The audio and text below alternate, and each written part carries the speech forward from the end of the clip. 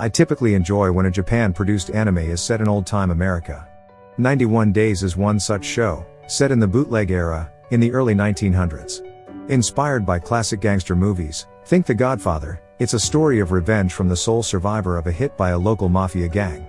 It's confident with its style and genre, and that goes a long way to help sell the series, flaws notwithstanding. The first episode opens with the key murder, when playing hide and seek, two children, while peeking out of the closet, witness their father and mother get shot by a mafia gang. The father was a member of the gang, but had lost trust from his boss.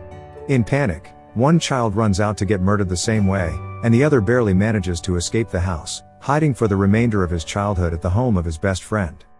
It's a tragic and traumatic event, and Angelo, the surviving son, never quite forgot it. Barely living out an existence as a teenager, he one day receives a mysterious letter, from an anonymous stranger, listing out the names of the people present that day on the night of his family's murder.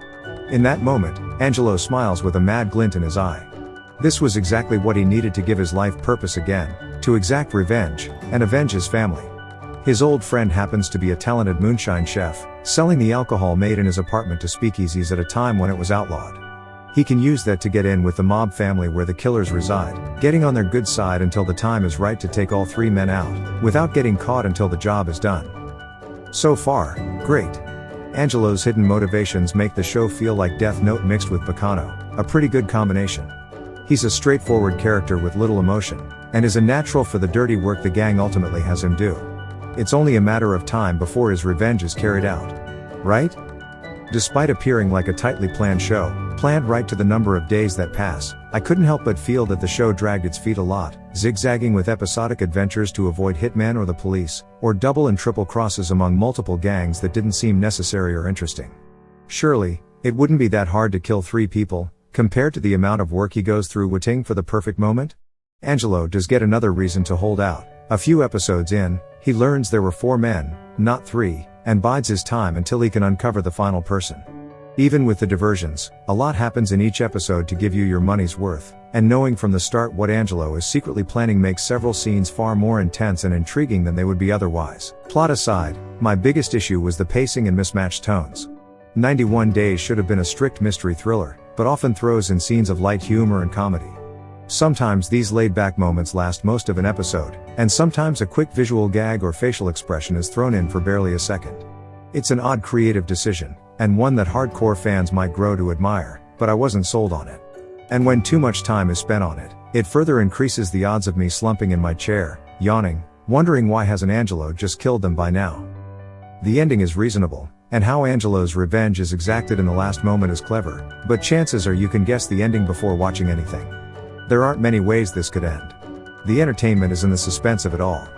Therefore, it's not the type of show you can rewatch again and again to get the same value.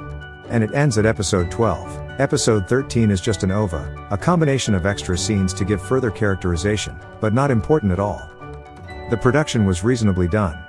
It looks like it was animated by Madhouse, which would have been appropriate. Again, they did Dead Note, but was actually by Shuka, a relatively new studio with only a handful of shows under its belt. Both the visuals, music and voice acting, Funimation's English accent-heavy dub in particular, all sell the old-time American setting well. Animation varies a bit more, sometimes being quite decent, but with a lot of subpar scenes if you pay attention.